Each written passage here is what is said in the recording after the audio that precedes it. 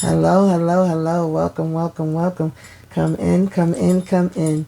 So this is Tamika's Den. I am Tamika, and this is a review of Power Book 4 Force, okay? Season 1, Episode 2. And guys, this was a good episode for me, okay? I know some people have been complaining. Some people said they're not feeling it so far. I'm okay with it. I thought it had a good start with introducing us to the characters and letting us see what was going to be at play. Um, some shows kind of put in a lot fast, and then you're trying to keep up with all the different stories. And I sometimes feel like if all of this is happening now, and if every time you turn around, you adding too much in the very beginning, then what are you going to have, to do towards the end? So I'm okay with the pacing of it. And apparently, even though a lot of people have been saying negative stuff, this when they did the count for last week's episode, they saying it's the highest rating out of all of the Power shows. So, even though people may be talking junk about it, obviously a lot of people tuned in to watch. And so this one's the one I was the most excited about, the one I really wanted to see. I wasn't excited with Raising Canaan, but I was like, okay, it's here, I'll watch it. Y'all already know how I felt with Power Book 2. If you've been watching my reviews, you pretty much know what I feel on that already. So I'm not going to repeat that, but I was definitely looking forward to this one. I'm here for it, and so far, I'm liking how it's going. I like the theme song. I think that the cinematography is fire. Like, it looks like it's a movie. Every episode so far that we've seen, which this is the second one. But the way that they filmed it, it looks like you're watching a movie. The only reason why it's not a movie is because we know it's a series, and we know that when that, hour is up, you like, damn, you want more, and you want it to keep going as far as I'm concerned. So I'm okay with that. And last week I kept calling Diamond Samson because we met him when he was in jail, and we know that, he was in there for 15 years. His younger brother is Jannard, and Samson is their last name. So, of course, with him being in jail, they kept referring to him as Samson, and that's what I was calling him, but his name is actually Diamond. Of course, we know Tommy, and we start out the episode with Tommy looking and, at the water and the skyline and everything, and just smoking his blunt. And he's also looking at a picture of, like, Keisha and Cash on his phone. And then we see a car pulling up to the bar, okay, and they start shooting and breaking the windows and glass, the bottles and everything, just spraying the place up. And at first I'm like, well, what's going on here? And I'm thinking they was shooting up the bar where Miss Glow works, okay, Gloria, but it wasn't. Apparently Tommy's brother JP, okay, this is his little bar that he got going on.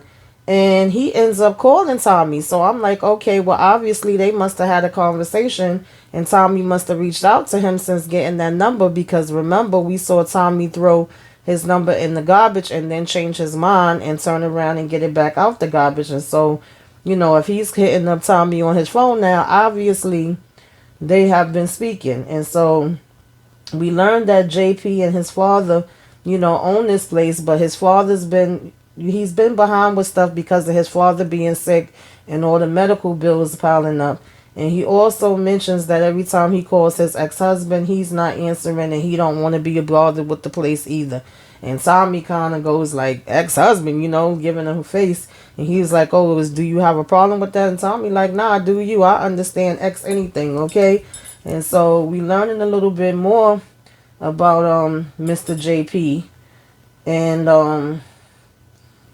Tommy was like, well, damn, what's going on?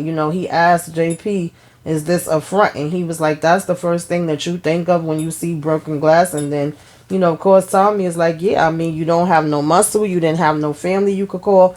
And JP is like, you are family, okay? And Tommy says, hey, pace yourself. I don't think you want to go running into that building just yet, all right? And so Tommy gives him $10,000 like it was $10, all right? I'm like, shoot, I need you to be my brother, Tommy. And one thing I could say about Tommy, it is family first for him. We all know that Tommy has always wanted family. Family has always been important to him, right? He looked at James as his brother, right? And then, even though his mother was crazy and would do her stuff, he would still try to look out for her.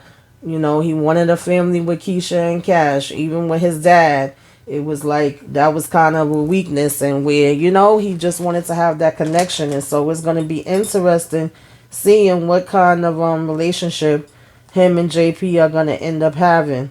But JP says that won't even make a dent, and he was trying to give Tommy the money back, and Tommy just gave it back to him and was basically telling him, you know, he's gonna make some ways. And you know, JP is kind of like, what that mean? And he is like, that means money makes money. So now, you know, Tommy seems like he's gonna be trying to get up some stuff, not only for himself but for his brother too. So like I said, that's gonna be interesting to see how you know, that plays out. But at the same time, it still looks like he is trying to keep a little bit of a distance, because like I said, for him to be like, you know, oh, don't you have family? And he like, you're my family. And then for him to say like, you know, don't run into that burning building just yet. You know, I may not be somebody that you might want to claim. Even though he feels that way, he is still, you know, as soon as he got that call, is like, what? And he's there, you know, in a heartbeat and willing to give him something. So I think that says a lot. Then we see Mr. Flynn, okay, because we have the Flynn family, right? We met them last week. And the dad is Michael. Then he has the daughter Claudine, the son Vic, who of course he wants to be in charge, all right? And I think she said they had an Uncle Paulie, and we had Simon, who was the muscle, but of course Tommy beat the heck out of him, and we didn't see him this episode. Guess he home with his hand healing. And so at the same time that the oncologist is leaving Flynn the phone call, he's like all coughing and falling down. And so Vic hears him, and he comes running, and he's asking him if he's okay. And he's telling him, listen, this is getting out of line. You know, it's things we could do to help you. He was like, we're going to have to tell Claudia. This is not something that we could keep keeping from her. She needs to know. And Dad, of course, is basically saying, you ain't going to say nothing. We ain't telling Claudia nothing. We keeping this between me and you. That's not negotiable. You know what I'm saying? What I say goes. That's it. Period. Point blank. And Vic is basically like, okay, because he ain't got no choice. And then he starts to tell Vic, you know, you're the next one in line. And of course, we always see this story, right? It's either when it's the oldest son or it's the only son. The fathers want them to carry on the business. And so Vic says he will run it and make it his. But when he says that, notice that the father was like, oh no, you're not going to make it yours. I worked long and hard to build this business, and you're going to do it the way I say do it, and the way that I had the vision of it being. You know, you're going to run it my way, and that's how I like it, that's how I want it. And then he tells him that it's going to be hell to pay if he doesn't. And my thing is, mister, you going to be dead, okay? So what difference is it going to make you, and how would you know? But knowing the Power Universe and how they be having fathers, I'm assuming that he will probably still be able to have stuff wrote out. And, you know, if this is not done this way, or if he don't follow this or that, certain things would be taken away from him, or he would be punished in one way or another. So that's kind of sad when you think about it, right? Because then he's not really living his life the way that he wants to, and he's doing, you know, what the father wants, even from the grave, okay? Essentially, he's like, even when I'm gone, you gonna have to do it my way. So I thought that was interesting. And you had Tommy driving past and seeing this building up for lease, which more than likely means, you know, he's gonna be trying to get it. It looks like it's some type of loft, and like it probably used to be a firehouse or something like that. And then you know, that's when we basically had, you know, the situation with Vic and his dad, and the dad trying to say, oh, it's nothing big, I just stood up too fast, knowing damn well that you know, it definitely was more to it than that. And basically saying not only does he not want Claudia to know, he doesn't want anyone to know. So we have another one of those situations where is a sick parent, but it's supposed to be kept a secret, and we know that's not gonna last but for so long. So it's going to be interesting to see how that plays out as well. Then we had Jannard showing, you know, Diamond, these young kids that's standing outside, and he's saying he wants to introduce him to them. And Diamond says, man, keep them damn, you know, keep them away from me. Like, they ain't got nothing that I'm interested in. And you know, they both kind of saying you don't understand, right? Because of course Diamond has been locked up for 15 years. So Jannard takes it, and you know that this is how it is a lot of times, whether it's a older sibling, younger sibling, whether it's a mother, you know, with a child, or a father with a child. The child always thinks when they get to a certain age, or they've been doing something for a certain amount of time, or they start working, whatever it may be, don't matter what the situation is, they always act like they invented it, right? And they know more. And oh, you don't know. They act like you was born last night, like you never been through anything before. So you could kind of see that there's a power struggle. Like he feels like Diamond used to be in charge 15 years ago, but now you've been locked up. I've been the one that's been doing things. Things is not the way that they were, you know, when you were doing them. And it's like, let me show you the way that they're being done now. Whereas Diamond is saying to him, you know, the faces may change essentially, but the players and the game is the same, baby. You know what I'm saying?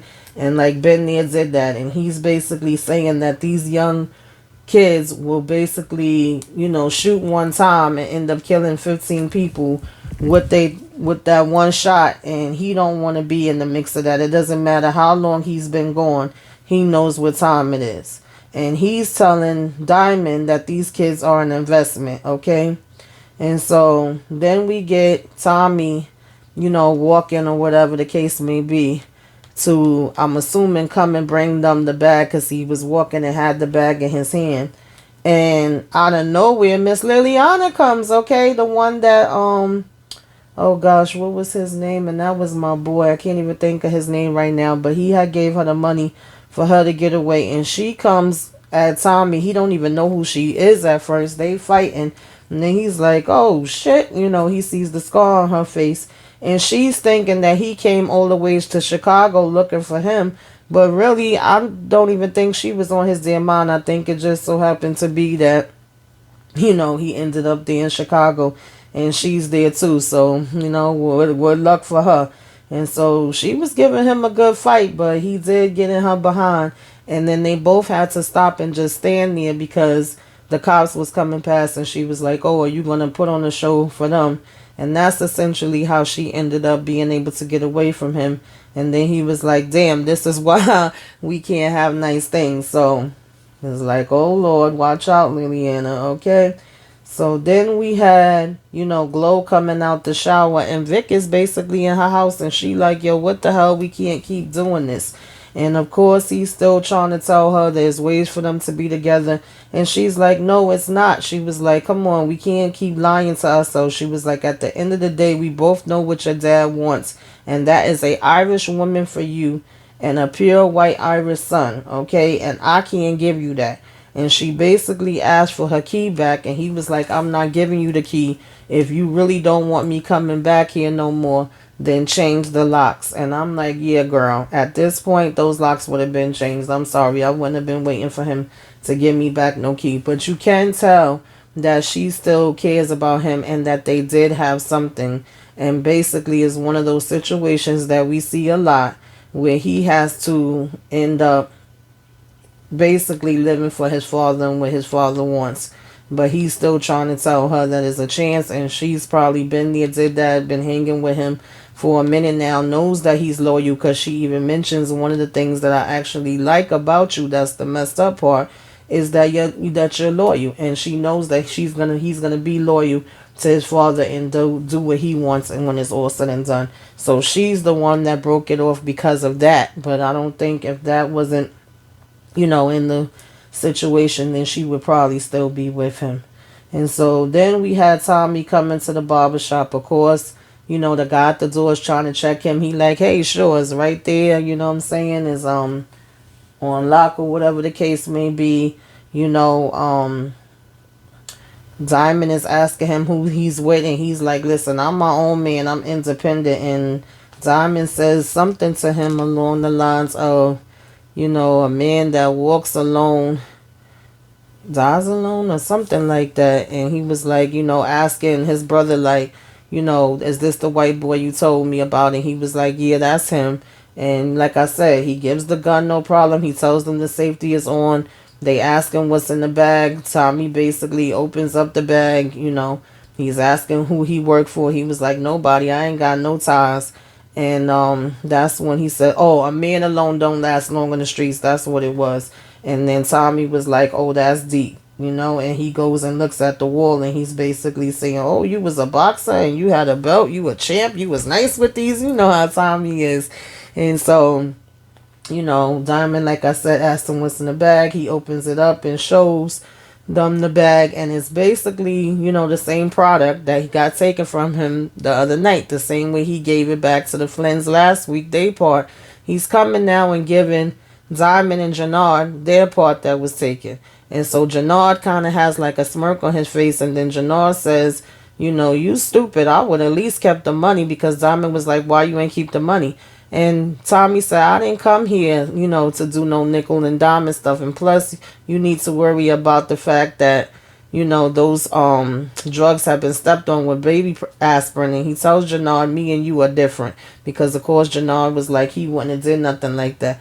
And so then when Tommy goes to leave, homeboy is getting cute. And Tommy like, are you really trying to do that? Because I don't think you want to get killed. And the same two young guys that, Jannard was telling his brother he needs to meet, they come running in like if this is supposed to impress him, and they pulling out the guns, and he telling them to put the guns down, and they didn't even listen to him. He was like, what are you looking at him for? I'm the one that's in charge. They was saying to Diamond that they wasn't going to put the guns down, and so they got the nod from Jannard to put it down. And so then Jannard was basically like, put it down, put it down. So I found that interesting too. And meanwhile, Tommy was definitely peeping all of this and looking at everybody that's in play, how Jannard and Diamond are interacting with each other and how they're interacting with these young boys. And he picked up the gun, his gun that the guy had took from him or whatever. And Diamond basically gives his brother the bag, says, take care of this, and then grabs his jacket and says to Tommy, let's take a walk, okay? And so obviously it's something that he sees in Tommy too.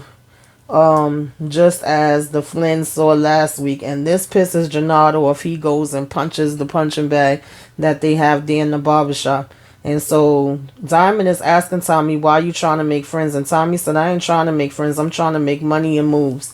But they can't even finish their daggone conversation, because apparently Rojas, okay, played by J Moore Reviews, that's the one that said he was going to make the call last week. Well, baby, he done put in the damn call, okay? And they was coming to get him, talking about, let's go, get in the car, whatever have you.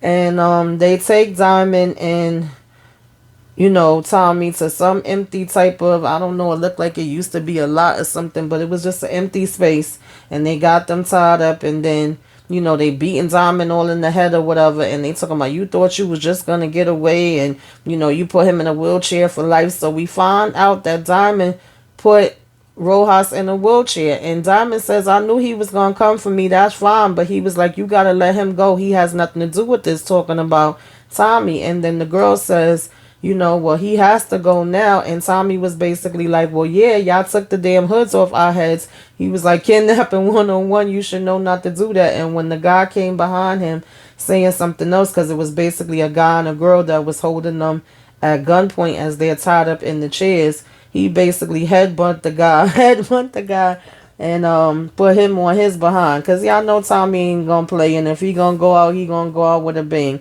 And so, they're trying to tell Diamond basically what the plan is, why Rojas had him taken, is because he wants him to sell H for him. And he says he don't sell no damn H. And they was like, well, you're going to sell it today. And they're giving him 10 bricks, and they expected him to get this money back to him in 10 hours. So I said, of course, classic power.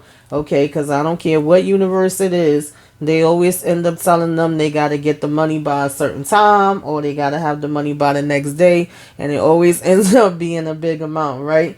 And so they want them to do these drops and basically get the money back to them by the end of the day. And then he's letting them know that the block is real hot. It's going to be hard to be moving anything today. And you already know that. And they was like, well, they don't care. That's your problem. You're going to have to figure it out. If you don't, then you're going to be dead, And they was telling him because the block is hot, that's why they want him to do it. Because I guess in this case, he would either end up back in jail or he would be dead. And so they, Diamond essentially tells him He's not going nowhere without Tommy. Tommy is his guy. He walked in with him, and he's not walking out without him. And I thought that that was cool, because at the end of the day, he don't know Tommy from a hole in the head, okay, or a hole in the wall, and he didn't have to say anything in reference to, needing him to go. And so then we had Claudia, doing her bookkeeping and counting up money, and he's asking her how's the count going, and she was like, it's going good, like it goes all the time, okay.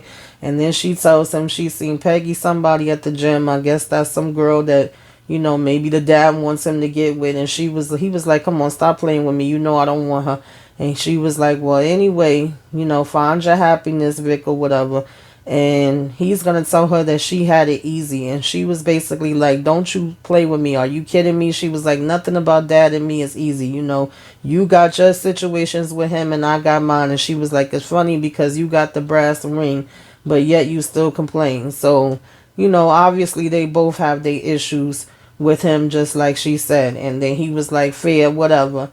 And so then she brings up, of course, this new product that she basically had when she was at the club with the girl last week. She's saying it's a chemical solution that can make up for the business that they lost, and they can expand. And he was like, we're not trying to expand right now, and dad is not gonna want to hear about any type of chemical solutions. And she was like, well, he'll listen to you. And so he wasn't trying to hear it, and he walked away. I have a feeling that Claudia may use Tommy for this expansion, but we will see, okay. Then Tommy and Diamond is conversating. Tommy saying we gonna get this done. He was like, the city's not big enough, he don't have no enemies yet, so he already knew that those guys wasn't coming for him. And he was like, oh, you ain't got no enemies? And he's like, well, you're right, I might have one. Then he's like, wait, two. He was like, all right, three, it's three. So I thought that part was funny. He was like, definitely three. But, he was asking him, what is the beef with you and Rojas anyway? And of course, like I said, that's when we find out that he was the one that put him in the chair. And he was like, well, why did you put him in the chair and you ain't take his life? And he was like, man, listen, I didn't want to have to end up doing life and staying in there forever after what I went through.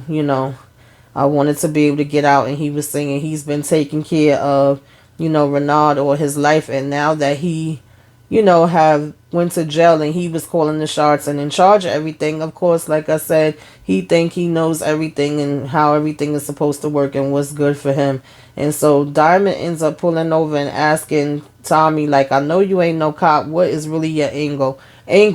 And then Tommy says, stash as much money as I can, okay? And so he was like, well, what's your limit? What you trying to reach? He was like, I ain't got no limit. He was like, look, I'm going to do the same for you that you did for me. Break me off whatever at the end of this, and you go your way and I go mine. So Diamond was like, okay, deal, done. And they drive back off to go ahead and make these drops. Then Rojas basically makes the call to his man, and we see his man, sitting there, talking and watching Diamond's brother Renard at the same time, and saying that they're gonna take the brother and make this more interesting. I don't really know why they needed to do that, since they had already sent them to do the drop-offs. But at this point, Rojas is just said he was gonna get him back, and I guess this is all part of the play of getting him back, right? Just making him miserable, taking his brother, beating him up, whatever else he needs to do. And so then, Diamonds gets nervous as Tommy and him are driving, because some cop cars stop behind him, and it's like, that fear is so real. I was getting anxiety from the scene, okay? We all know that things like this happen, so it was understandable. But the cops end up actually turning on their lights and going ahead, around them. And Tommy was telling him to stay calm. It's all right the whole time. He was like, keep your foot off the brake. We okay. And of course, Diamond was saying, I just got out and I don't need to be in, no problems or whatever have you. And so then they go ahead and Diamond was like, we in the clear. And of course, Tommy starts laughing, and, they just happy that didn't turn into something else.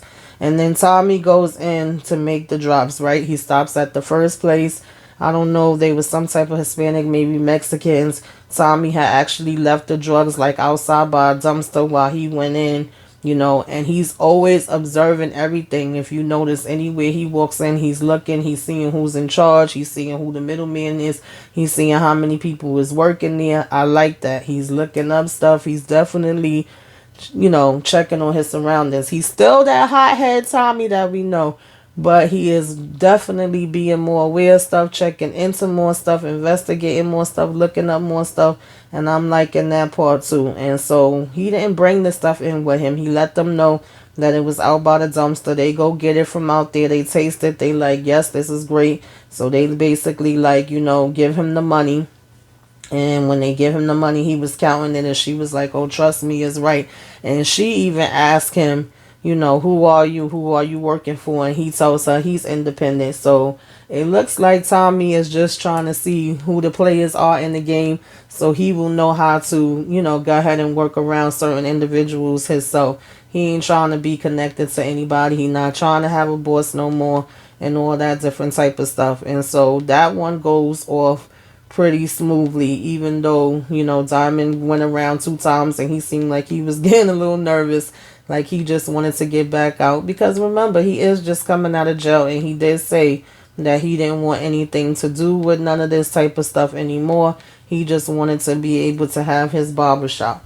So that's understandable. Then Tommy and Diamond are kind of reminiscing, talking about that first rush that they got from, making money, and how it was. And like I said, how these younger generations don't understand that, and it's a whole totally different setup for them and all that different kind of stuff. And then they continue on. They actually end up going, I think a Jewish place was next. And, Diamond felt like Tommy was taking long in there. And he ended up going in there and I think ordering like some salami and some cookies or something like that. And the guy was literally acting like, he was doing damn research on damn chemicals. Like he was doing all different kind of tests on it. And he was like, okay, last test, and was still continuing. Tommy was like, can we hurry this up already, or whatever the case may be?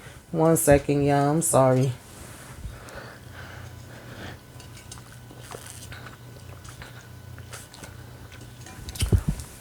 It never fails. Whenever I get up here and start talking, my throat and stuff start getting dry as hell. So the next place was, like I said, this Jewish place. So he goes in, he getting a little nervous because he's seeing that Tommy's in there for so long, and he like, well, why the hell is he in there so long? What the hell is going on? And come to find out, it's just the man being slow and wanting to check. I mean, he might as well be checking every kernel or whatever of the damn thing. And so he goes inside, like I said, and ends up ordering like some cookies, either some pastrami or salami or something. And then by the time he's putting in the order, he's like, never mind, yeah, that's enough, because Tommy actually ends up walking out at that point. But that was like, yeah, that didn't make no sense. Y'all going in damn, slow motion. They ain't got all day.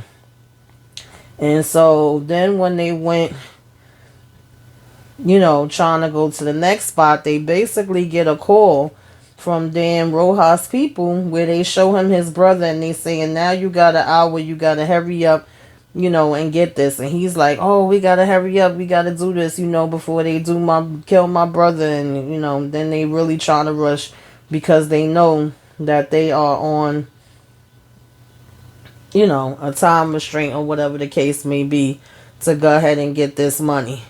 And of course, Diamond is getting extra anxiety on top of what he was already getting, because he is worried about his brother and them hurrying up and being able to save him. And so that is, completely understandable for anybody. And when Tommy goes into the next place, which I think this was black people, so that was also interesting to me, because you had the first ones that I think was like Mexican, you had the second ones Jewish, you had the next set black. So it's like, hey, we ain't worried about no colors right now, except for the money that is green, okay, and making this money off of these drugs. So while he's in there doing that stop, we actually do have a cop that comes up on Diamond this time, and I'm like, poor Diamond boy. And he's basically pointing the gun at him, telling him to get out, telling him to show him, his license and his registration. He's like, this is not my car. He's like, oh, so you're driving somebody else's vehicle. And he's like, I don't want to move my hands off of this wheel. I want to keep my hands off the wheel. I want you to know, that I'm not moving. I'm not reaching for anything and that whole kind of thing. And then Tommy, thank God, comes out and is basically like, yo, officer, we have a problem. He's like, my car, everything is straight on it. We not in a tow zone or anything like that. So what exactly is wrong? And the cop was like, yo, this is your car, bro? And I was like, you know what? He got a real nerve. But it's not shocking. And Tommy basically says, yeah. And he asked Tommy for the license and registration. Diamond is like, everything is straight on your car. He tells Diamond, yeah, I don't got nothing. And so it was also interesting because when he checked, he did say everything was good. He said, oh, you a long way from New York. But when he had asked Tommy if he knew Diamond, Tommy has said, yes, I know him. He's my barber and his name is David Sampson.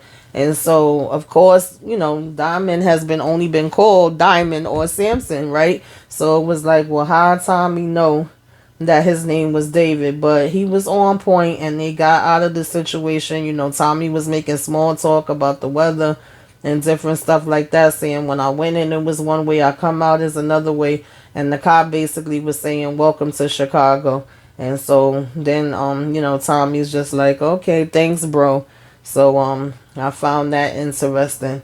Then we had Daddy Flynn coming in. He's asking how was the count. She's telling him it was good. He took him my best bookkeeper he ever had. And then he was like, asking what else is going on for the day.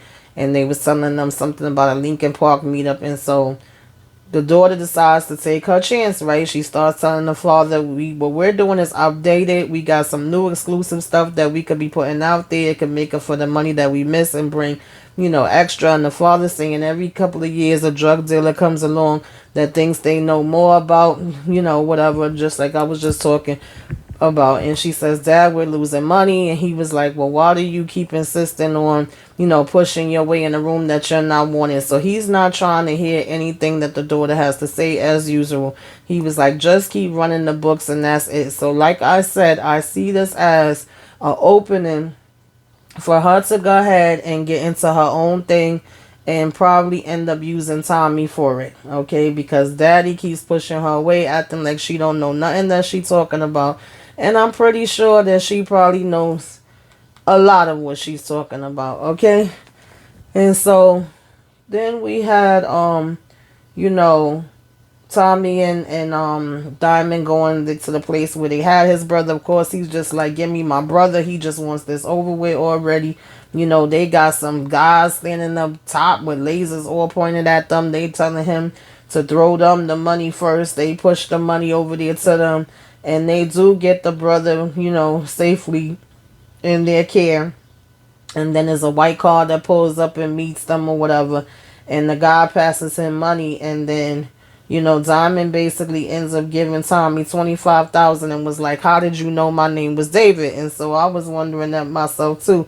And Tommy says, I see everything and I pay attention to everything. And he says to Tommy, you not that deep, bro. He was like, you seen my certificate on the wall, didn't you? And so Tommy says, yeah. So actually, that's how he knew it was David. So at the whole time, even though Tommy was looking at the picture and was like, oh, so you was a boxer and you was a champ and da-da-da, he was actually paying attention to a lot more than that. And so that is something else that I am liking about Tommy so far in this series, because we know he wasn't always the person that really looked into everything and paid attention to everything all the time, right? He was more so always, more so the action person, and Ghost would do a lot of the looking into things. And so it's kind of good to see him incorporating that in with it too. And then we had Tommy go to JP house, where actually is their grandmother's house, and he's basically like, so how does it feel to be back in grandma's house? Do you remember anything?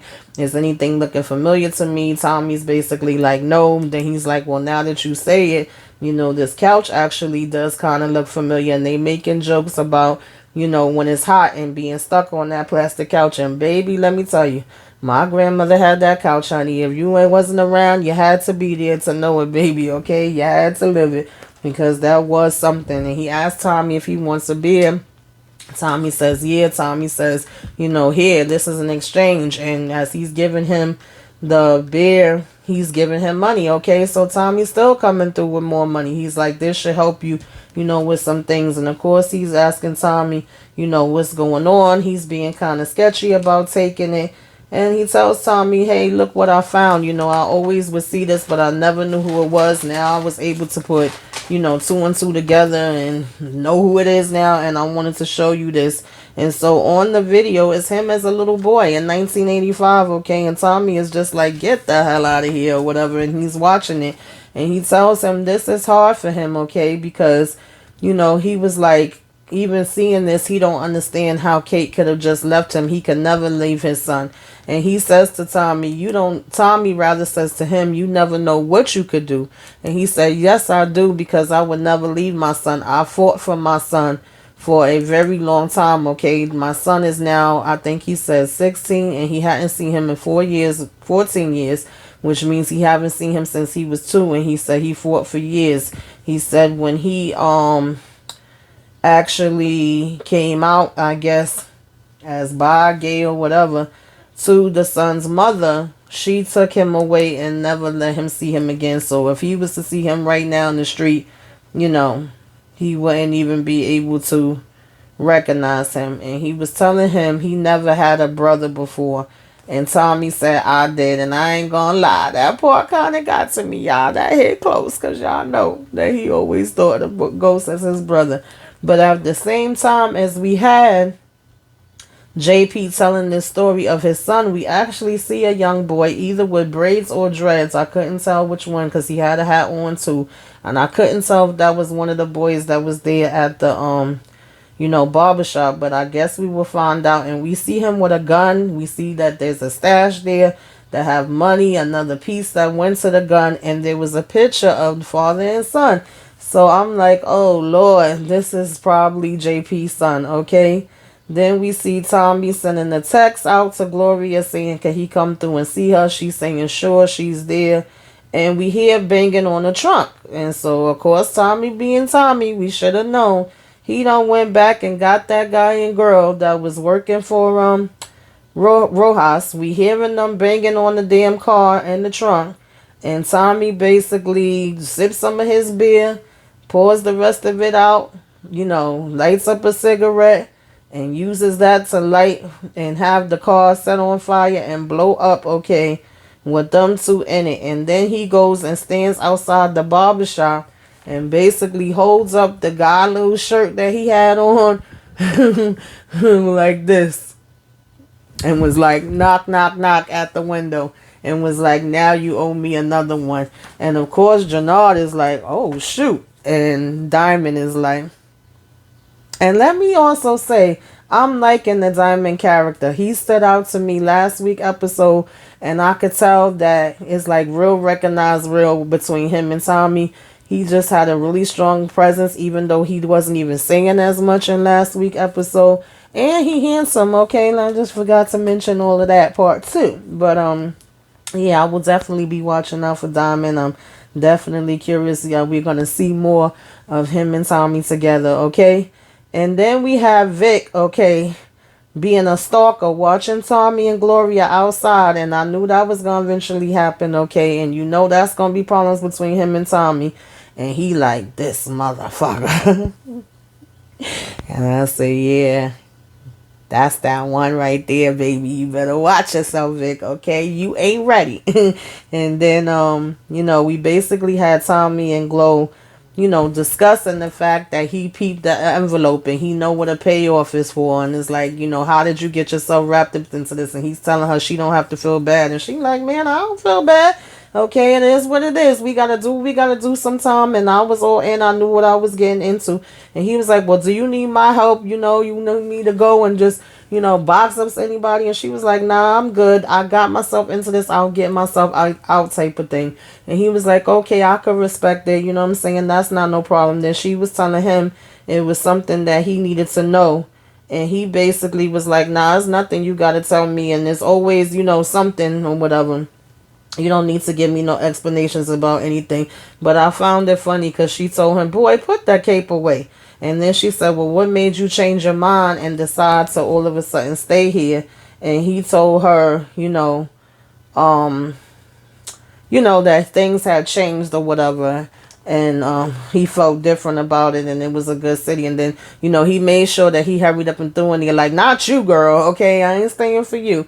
And so she had laughed at that. And so, then Tommy went to the place that was for lease, and he basically had gave the guy, I don't even know how much it was. He gave him one night and was like, listen, I need you to pack it up, get out of here.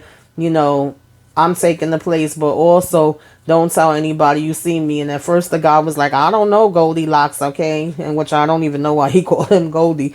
But he was like, my memory could be something. And then Tommy gave him another knot.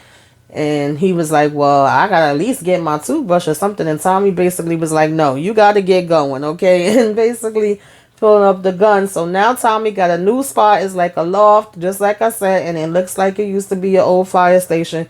So I guess that's where he about to set up. And then you had him go and find, Liliana. He's thinking that she done came after him. He wants to know who else knows he's there. Whereas she's thinking that he came after her, or he came all the way there to find her. Why would he be doing that after all these years? I don't know. But they basically was fighting like hell, okay? They was hitting it in. And in the midst of him, fighting with her, she's like, no, it just so happened to be luck where, I kept hearing about this guy and the way they described you, and they said Mustang and this and that. I knew it had to be you. And he's like, oh, so you told them who I was or where to find me or whatever. And she's like, no, nobody still don't know who you are. And he was like, bullshit. And so in the midst of him saying that and banging down his foot on the floor, he actually ends up finding her stash. And he was like, wow, okay, it's good to have old friends.